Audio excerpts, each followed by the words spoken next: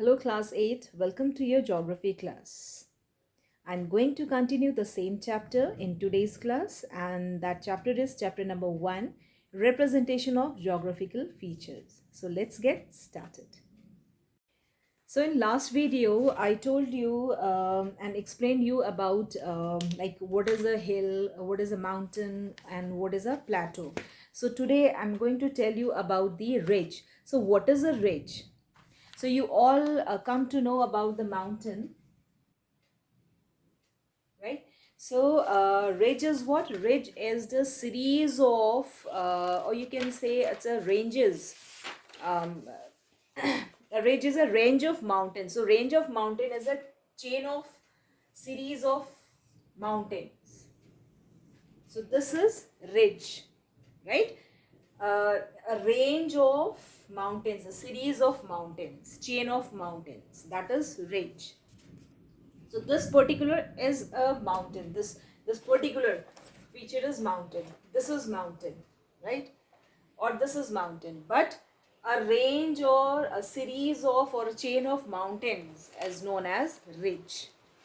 Now, if the slopes are steep, contour will be closely spaced in an elliptical shape, increasing in value inward summit, right? Inward summit. And there could be points of low elevations in between summits also. So there could be low height or low elevation in between those summits, right? Summits means peaks. So these are called depressions or small valleys. So through activity 1 and through activity 2, we come to know how we'll find out the how we are going to find out valleys, depressions, and hills or mountains, right? Now, if the depression is narrow with steep sides, it's called col, C-O-L, col. So if the depression is what? Shallow, and this the side is having a steep sides or steep, very steep, that is known as col.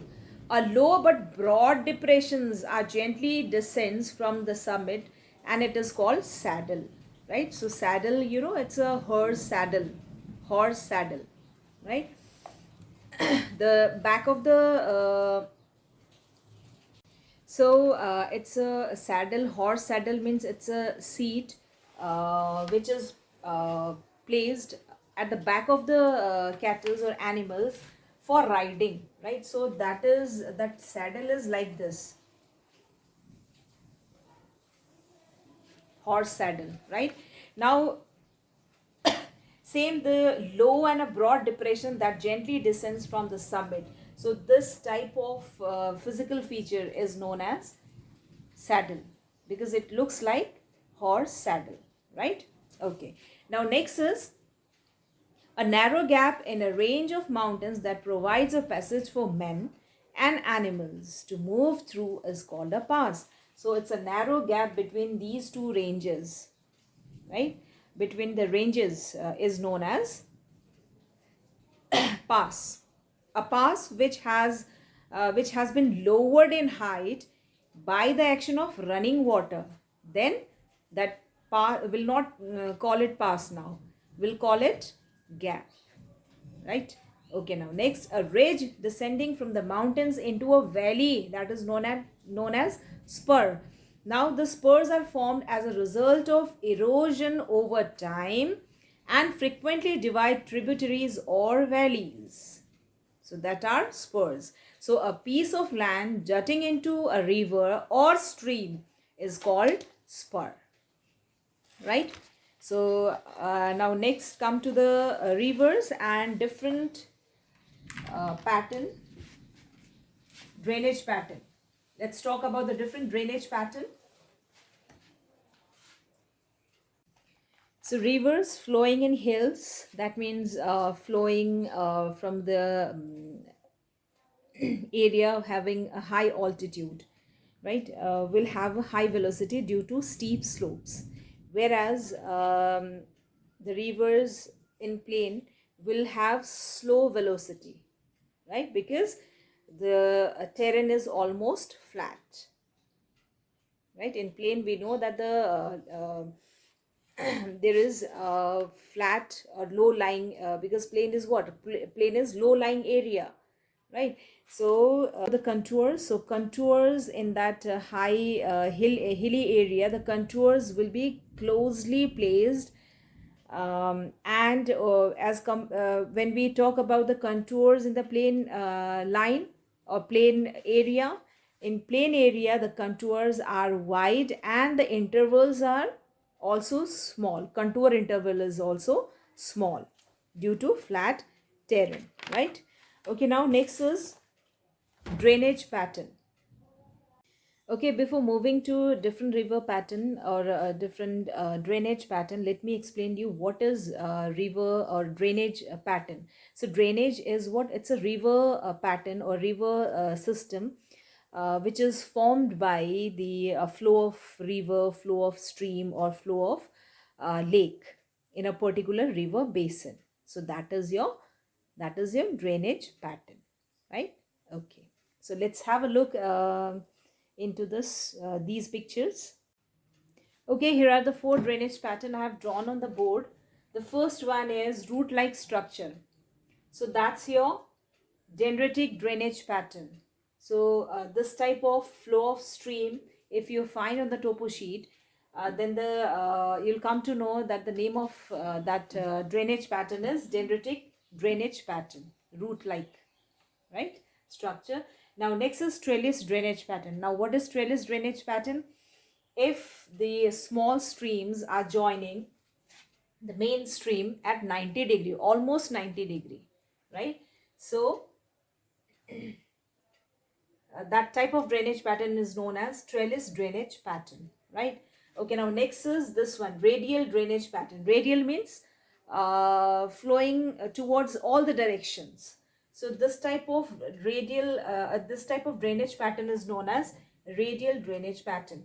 And the fourth one, that is disappearing. So disappearing means a stream is flowing here, now suddenly it disappears here, right? So this is what? Disappearing stream. So these are the four important drainage pattern which you generally find or you generally study in topo sheet, topographical maps. Okay, now next topic is different settlement pattern. So settlement pattern here. So three of the settlement patterns I already discussed with you, but only one is left. That is a radial settlement, right? So let's revise the previous three settlements also. So first is nucleated. So we know nucleated settlement means what? Nucleated settlement pattern, that means if the huts are arranged or if the huts are grouped, or if they are arranged and they are like in that pattern, like very close to each other, right? So that type of settlement pattern is known as nucleated settlement pattern, or clustered also we can say, clustered or compact settlement pattern. Second, we had already discussed about the second pattern, that is a dispersed. So dispersed means what?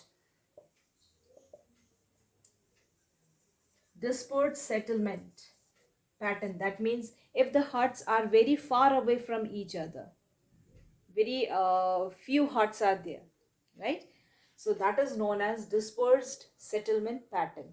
Now third is linear settlement pattern. So linear means in one line, one after, if the huts are arranged one after another, so that is linear settlement pattern.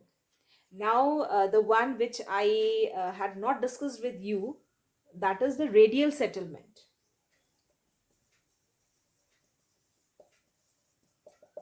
Radial settlement pattern. So radial means the settlements which is develop into the star shape.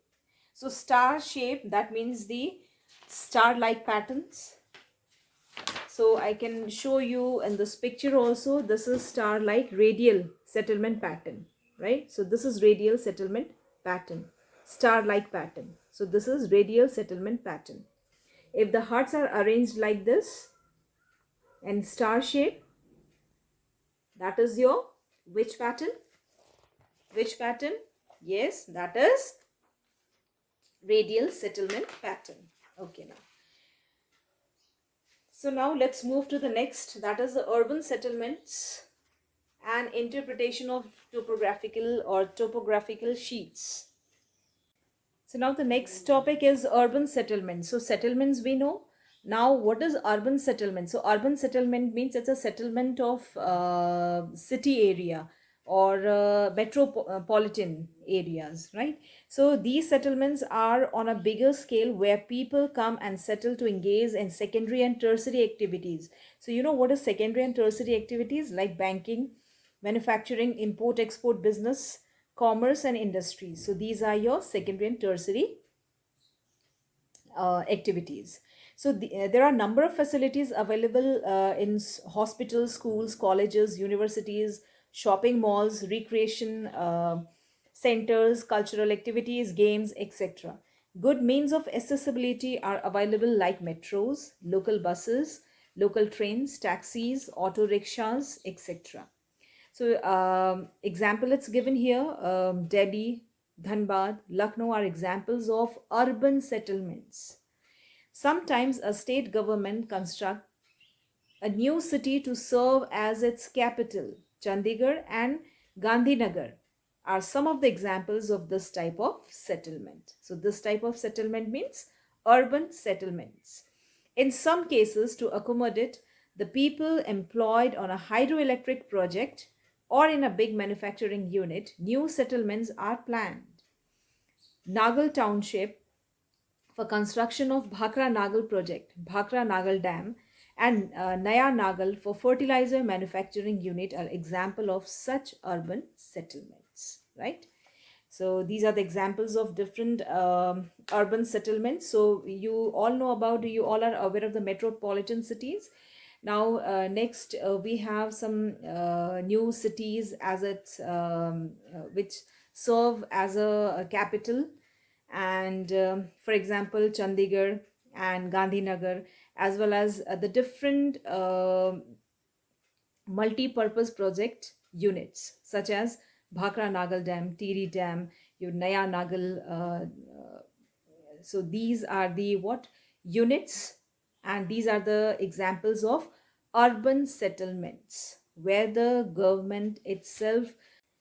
So sometimes the government itself make the settlement to settle there for manufacturing of or to for establishing the manufacturing units or any hydro project units or multi-purpose project, right?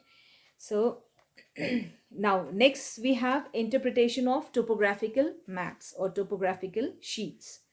The understanding of contours, colors, conventional symbols helps one to identify the various natural as well as physical features.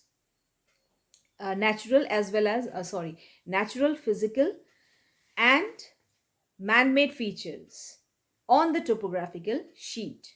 So human made features may include settlements, roads, railways, bridges, canals, etc. Whereas natural features or physical features may include mountains, hills, plateaus, spur, coal, pass, seasonal rivers, or seasonal streams like cards and river, forest, grassy lands, lakes, etc. Right? And I'm very much sure that you people have gone through the chapter as well as you have revised conventional signs and symbols and the different important terms which I taught you in the previous class, as well as I told you how to find out the physical features like mountain, hills, or valleys or depressions through activity number 1 and 2, right? So I hope um, these activities and these signs and symbols definitely going to help you and definitely going to make you understand about the interpretation of topographical maps, topographical sheets, right? So So children, I'll take your leave now. In next video, I'll discuss the exercises related to this chapter. So till then, stay safe, stay healthy. Thank you.